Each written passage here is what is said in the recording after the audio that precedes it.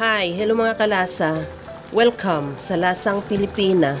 Ngayong araw mga kalasa ay magluluto tayo ng napakasimpleng ulam pero masasabi mo rin din naman na napakasarap. Gagawa tayo ng munggo with pata.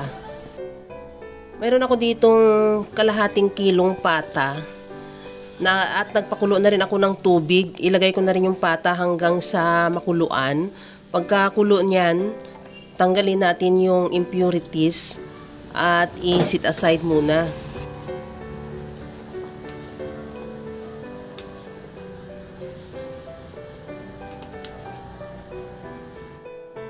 Maglagay ng mantika sa kawali at painitin. Igisa na rin yung bawang hanggang sa maglabas lang ng aroma. Habang ginagawa ko yan mga kalasa, kung bago ka pa lang sa aking channel, welcome at huwag kalimutan mag-subscribe at i-click ang bell button para sa mga notification. At kung dati ka pa, welcome back at i-follow mo na rin ako sa aking Facebook page Lasang Pilipina. Nilagay ko na rin yung sibuyas.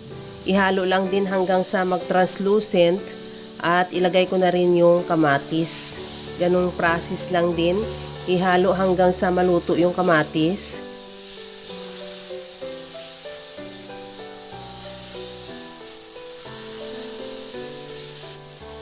Ilagay ko na yung pata na pinakuluan natin kanina. Ihalo lang hanggang sa magisa lang na mabuti yung pata.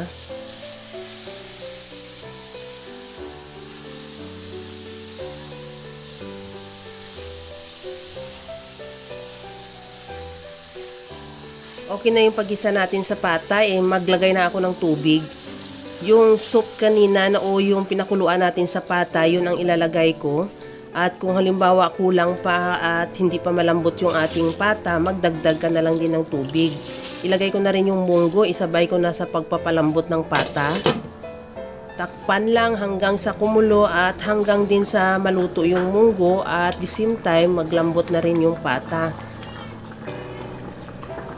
At sa puntong ito na malambot na rin yung pata natin at the same time luto na rin yung munggo, ilagay ko na yung pinaka white part ng pichay.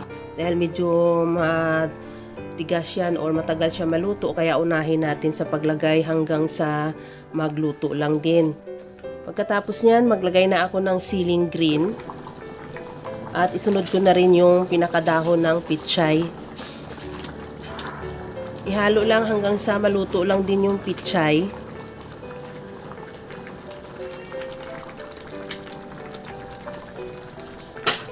At timplahan ko na ng patis, paminta,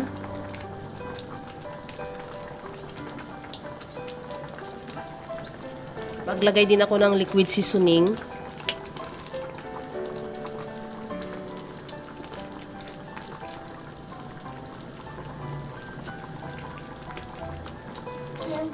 at tikman na rin natin kung okay na yung timpla.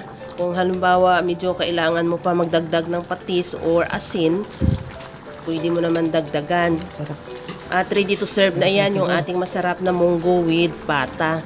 Kaya mga kalasa, kung nagustuhan mo yung ating video, please like na lang at pakishare na rin sa inyong mga friends. At kung bago ka pa lang sa aking channel, subscribe na at i-click mo na rin ang bell button para sa mga notification. Ito na mga kalasa, presenting yung ating munggo with pata na talaga namang napakadali niya lamang lutuin. Kaya alam ko, kayang-kaya mo rin tong gawin.